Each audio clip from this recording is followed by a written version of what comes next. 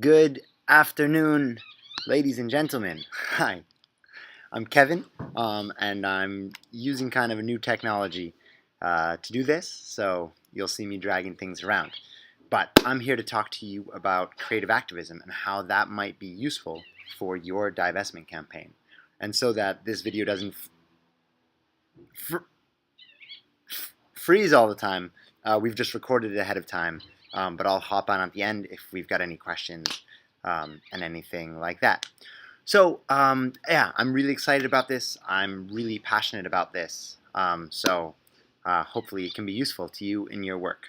So without further ado, let's get started. Okay, gotta move this. So here is a really well-known image of arts activism. Can I see some hands? Oops. Have any of you seen this image before? Okay, I see a few hands in the back there. And I use this as an example of just really the power of an image, of how a single image can really embody an entire concept, and the power of that to actually communicate really complex things really clearly. And when we think about images, we don't have to just think about image production, but we can also think about what image are we creating with our actions. And when we think of the documentation, the photography, the video, those are images as well. And I'm really excited about the power of creativity, both in terms of allowing a small group to have a big impact, and also really in ways in which activism can start to create new forms of culture, to create new ways of integrating with each other and the world. Which brings us to one of my favorite quotes by Bertolt Brecht, is that art is not a mirror held up to reality, but a hammer with which to shape it. And I think we really want to keep this in mind as we move ahead, because art is often sort of just considered kind of aesthetic. But it actually, if we start thinking about culture and cultural organizing, the very culture of how we organize is actually some of the most revolutionary part of the work we are doing. So I also want to mention the importance of story. So we've mentioned image, but also story, of how we are telling our stories. Normally, a good way to judge if your action is going to be a good action or not is to think, is this a story you would tell? If it is, if this is something you think you'd be excited to tell your friend about, maybe it's a good action. But if the story is sort of complicated, you're not really sure how you could explain it to someone that doesn't really know what's going on, then the action might be a little more complicated than needed. And that actually happens all the time. As people sort of get creative, there's a tendency to sort of go a bit farther than one might have to in terms of the creativity, and sometimes that can create sort of more confusion than clarity, which is what we're seeking for, is not just creativity, but strategic creativity. And as we go thinking about narratives, this image is from both the French Revolution and the Gezi Park uprising in Istanbul a few years ago. And let's really be thinking about the narratives we are creating. These are epic times. Climate change is one of the biggest issues, or the biggest issue humanity has ever faced. Let's make sure we are creating actions that are on scale with this, and that sort of fit the grandeur and scale of this. Even if you're doing a small action, think big. Think, would someone tell this story in 50 years' time? And that's another good way to kind of approach action design. Now I'm going to run through one sort of basic concept, and then we're going to hit up the 5 sort of key principles, as I see them, of creative activism. And these principles come both from my own work, but also from a great book called Beautiful Trouble, which I contributed a few chapters to with others, and it's a great way to start thinking about how to really be strategic in terms of creative organizing. Now, why do we use creative organizing? Why not just go with the same, petition, march? What does the banner say at the front of the march? Everyone fights over that. Why do we really need to break that format if it's working so well? Partially because it's not always working so well. There's a whole array of different situations in which we're in, and we really want to be diversifying the range of possibility, the amount of tools we have in our magic backpacks that we can take out at any time and use. So here's an image from the US recently, and it says protest area. I think this is how a lot of governments, empires, authorities would really want to understand protest. Is you ask permission, you go in a specific space, and you uphold the image of democracy.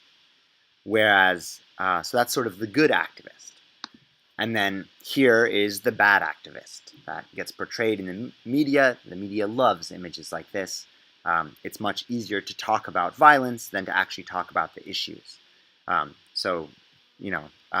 These are framed as the bad activists. But as we are engaging more and more with direct action, civil disobedience, we need to be blurring the space in between good protest and bad protest. We're not always going to ask permission, but we're not going to fall into the far extreme either. And I think it's important to remember with this image that while this looks sort of like a direct action, this is still symbolic. They are still engaging in the way of story. I don't think these people in the photo think that by smashing this bank, the bank isn't going to have money to pay to replace the window, they're not going to be able to stay open, and the bank itself will collapse. They know they're engaged with symbolic images. They're, breaking the image, the face of the bank itself. And so there's where this image comes in, is let's stop thinking just about legal and illegal, but also illegal. What is the space that is not defined by the law? This is from Barcelona, where I live, and there's no specific laws about large inflatable objects. And so I'll just tell this story because I think it shows a little bit of way in which art can really be a hammer, not just a mirror, as the Brecht quote said. So this image came from an action we did in Barcelona. It was the general strike, so lots and lots of people were in the streets, but you could tell things were getting a little more tense. The riot police were showing up, and there was a park full of people right behind that photo. And as the riot police started charging, we had been playing with this giant inflatable all through the march. And one of our very intelligent comrade friends said, "Now, throw it now." So we threw it at the police. And the police hit it back with their batons.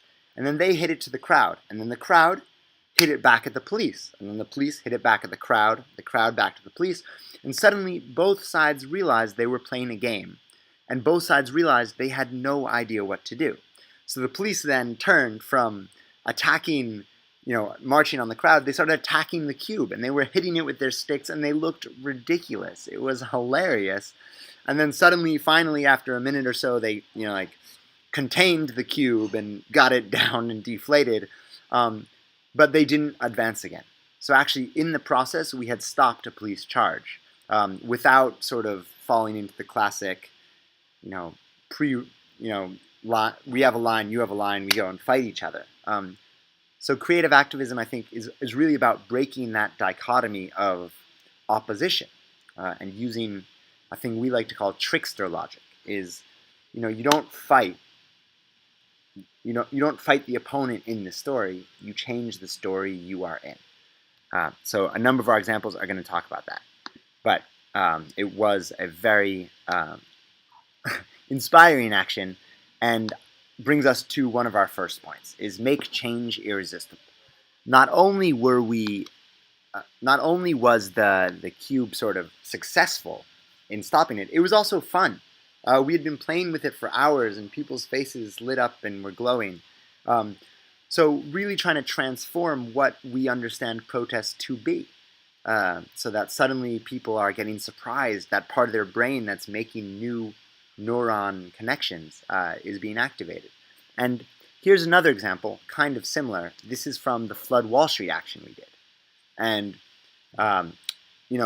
the concept of the carbon bubble, of 80% of the carbon that's in the economy is going to become a stranded asset. So this is huge. So for the Flood Wall Street action in New York City 2 years ago, we made a giant inflatable carbon bubble. And we were playing with it again, and it really made the crowd dynamic. It was rolling all over the place. And also, the police didn't know what to do about it. And in the end, the police got a hold of it, they grabbed it, and they ended up popping it on the horns of the Wall Street Bull, the symbol of growth. So for us, it was a really great way of enacting metaphor. Suddenly, the police were doing exactly what we were saying was happening, is this bubble's going to burst because of this logic of growth. So that was, hilarious. And then here's another action we did, also in Spain. But this is, again, about changing the idea of activism and making it a lot more fun. So let's see if this works. And I can translate as we go along. Vale, pues entonces María falta una firmilla, por favor, por ahí. Please sign here. Arrepentido de trabajar con You nosotros. regretted banking with us. ¿Te cerró la cuenta? Hey, Sí. ¡Que hay una que está cerrada la cuenta! this woman's closed her bank account. ¡Que han cerrado la cuenta! ¡Que han cerrado la cuenta!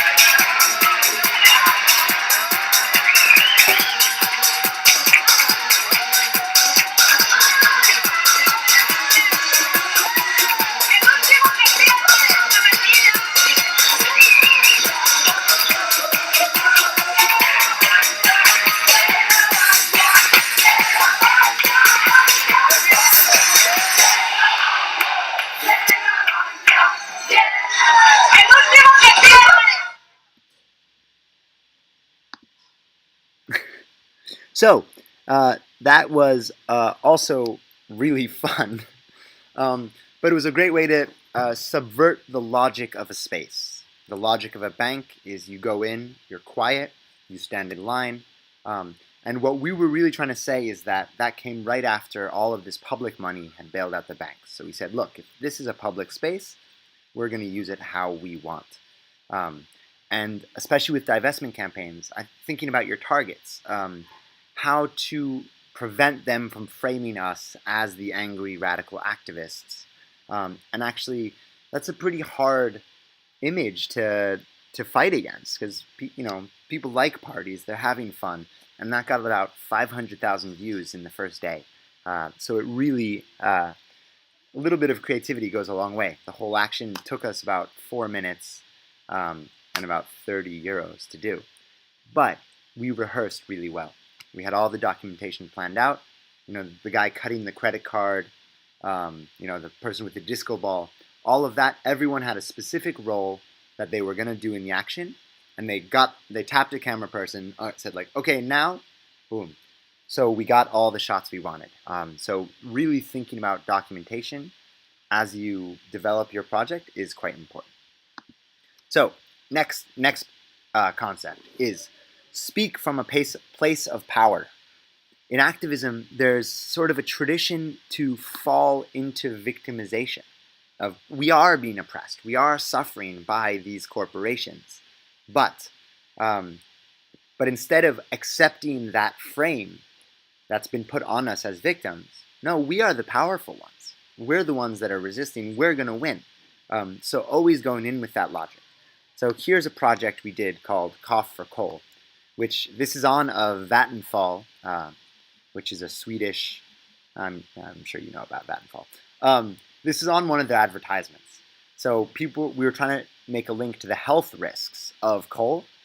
So instead of saying, oh, we're such victims, like we're really suffering, people really coughing in an empowered way. And that, trying to speak from a place of power, that power comes through in your action. And because if you are a victim, then you need help. And we don't need help. We need people to stop destroying what we love. So, next concept. Use art as an organizing tool. This is really important. And this kind of goes around with all of the things I'm showing, is that really build art into your organizing plan. Have art builds. If you're going to have an action, the 3 weeks ahead on Thursday nights, you get together, order some pizzas, have paint. It works fantastic. People are painting, they start talking to each other, and it's a really good way to start building your network in kind of a relaxed but productive way. I always like to say, if I've been to more than 3 meetings where nothing's happened, I start to get bored. But, maybe if you have a meeting and then the last hour is making stuff, people leave feeling empowered, feeling like they've done something. As activists, we've really accepted this logic of mind over body. So working with our hands is really useful. And just here's an example of a simple thing that one can do that is a good way to get a group together because it requires a little bit of work to get together. So this is an action by a group called the Overpass Light Brigade. And they make these big letters using sort of Christmas or fairy lights that go on batteries, so they can go anywhere.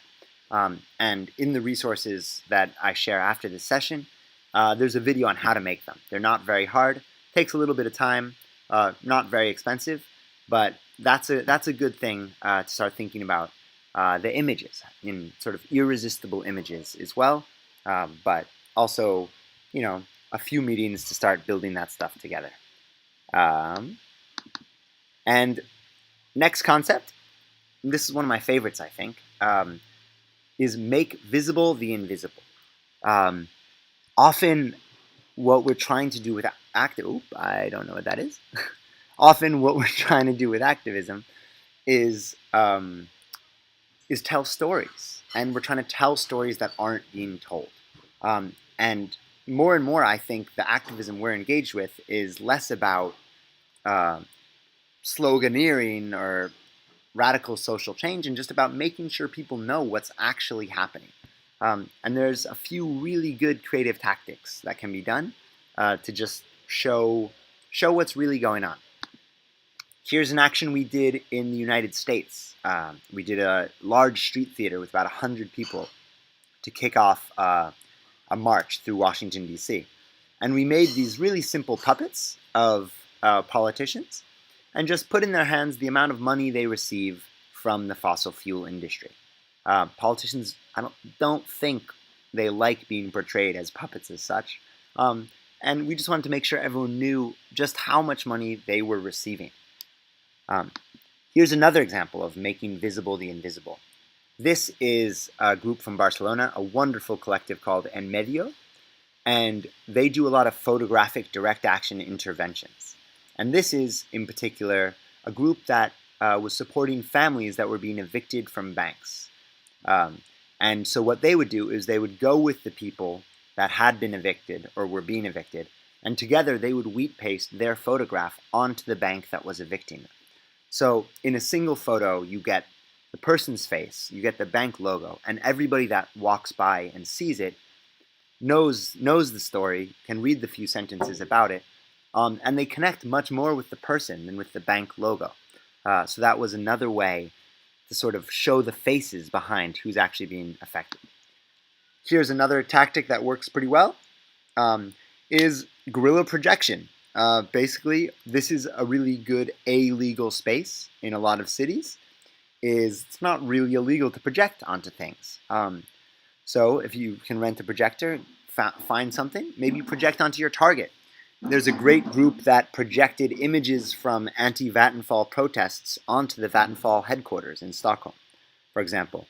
So projection is a really nice way to connect different parts of a story that aren't being connected enough.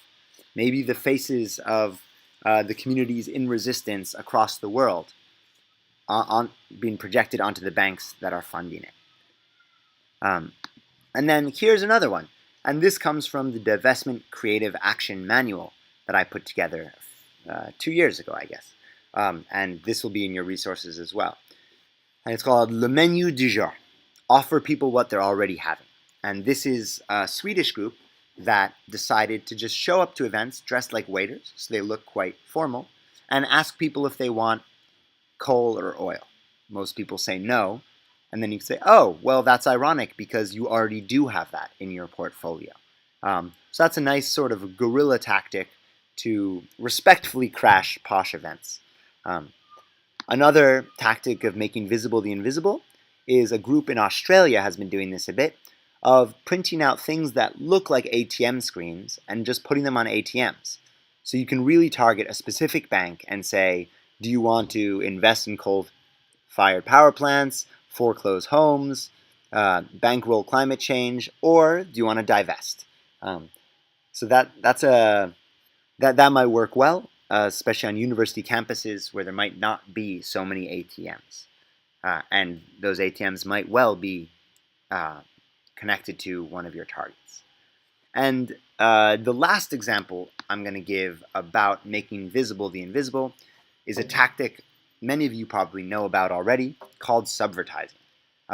This tactic works great because corporations are really protective of their brands. And this is the BP logo, and they did a $5 million revamp of their logo and tried to really rebrand themselves in a greenwashing, cleaner way. So Greenpeace organized a competition of subvertising their logo, and this is one of the entries. And again, this is how a single image can really say a lot. And then sometimes just bringing these images, wheat pasting them onto the banks themselves is a great way to sort of connect stories. Now, this next little video I'm going to show is a fantastic subvertising group. And this is about an action that they did in Paris, where they changed about about a quarter of the city's metro bus stops. They just, went to the buses, pushed some clay into the thing, saw the shape of the key, went to a hardware store, asked, do you have any keys this size?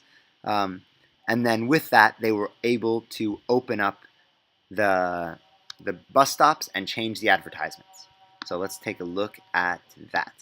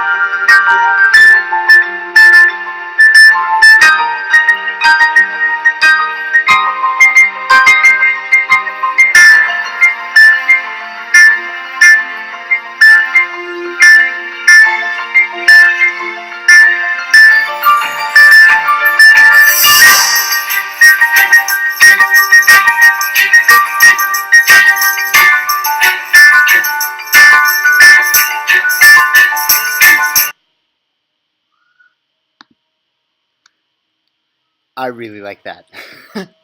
Yeah, and it was great. They were really going after the corporate sponsors of the COP who had covered the city in their greenwashing, and they got tons of media attention. And you don't need a fancy printer like them. Most places you can print out big stuff, black and white, fairly cheap. And there's always a few great programs called Poster Raiser and Rasterbaiter that allow you to print out anything on A3s, A4s, A2s, and then just glue them together yourself. So you can make really big images. And I can send along the links to that after this as well. And that's also kind of a fun process. You get people together, you gotta glue all these posters together. It's a nice way of getting people working together with their hands. And now moving on to the last principle I want to present today. It is perhaps my favorite and also a really hard one. But this specific group does a few different things really, really well. And the concept is demand the impossible. And this group, they are the Pacific Warriors. You may have heard of them.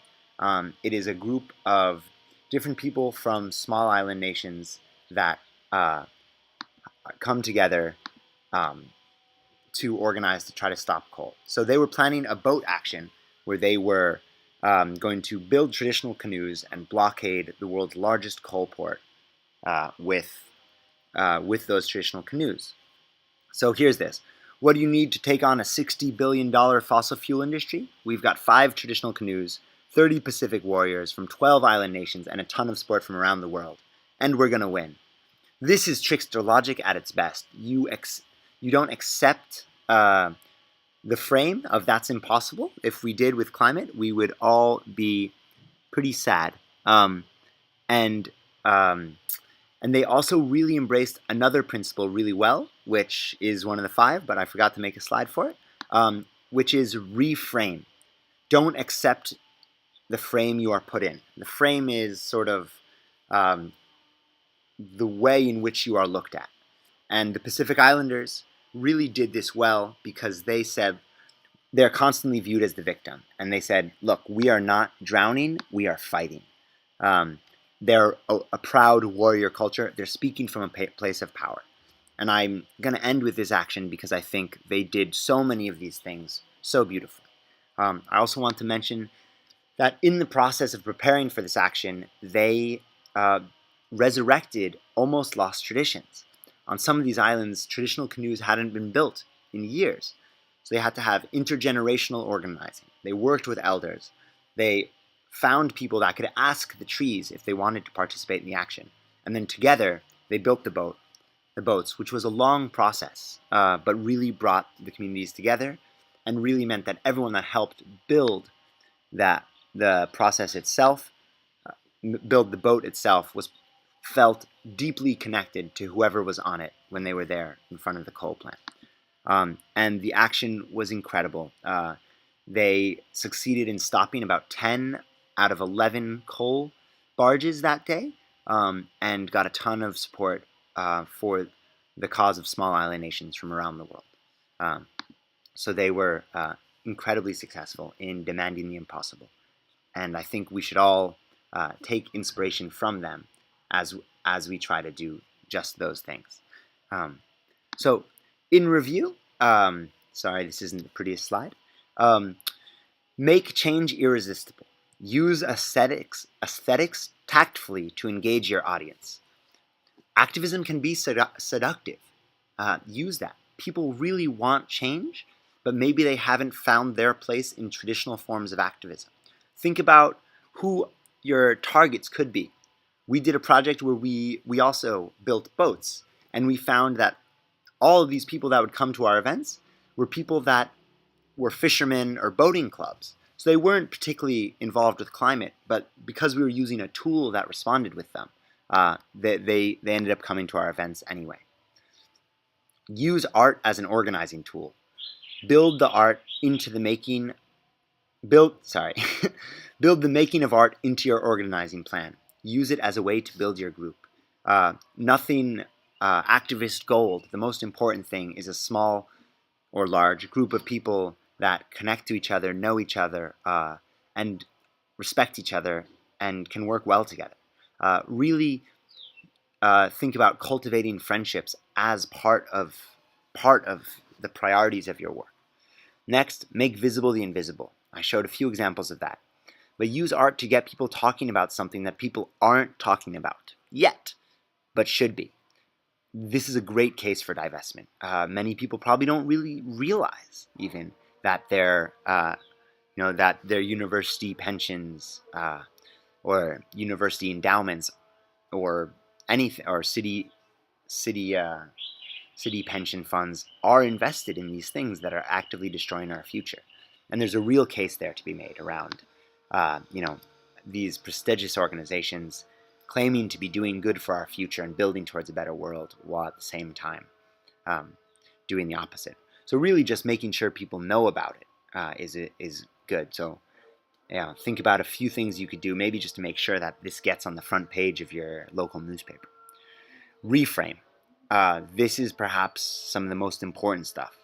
Don't break the rules, change the game. Use trickster logic to change the story you are in, not just your role in it. Don't fall into the traditional roles of activism. We don't have to. We can do anything we want. And really by constructing forms and strategies around creativity, we can make sure that we're not so easy to ignore. We can't just be written off as activists. But actually have to be understood by people with a clear message that are protecting what they love. Next, speak from a place of power. Find cultural and traditional places of strength and speak from there. We are the ones we're waiting for. Don't wait for someone to come save you. And this is where the cultural elements really come in, is everywhere has a local culture, and that local culture probably needs some support right now. So think about what we can be doing that both lifts up local culture that is normally connected to the seasons, connected to crops, connected to food, connected to these things that climate is already impacting, and how that can actually be a tool for social change. And next, demand the impossible. Be a story worth telling. Think about how you would tell this story to people, and if it's a good story, if you think you heard that story, you tell it to someone else, that is probably a good way to measure the success of your action. And humans, we love stories of unlikely odds. Think about what was your favorite story as a child.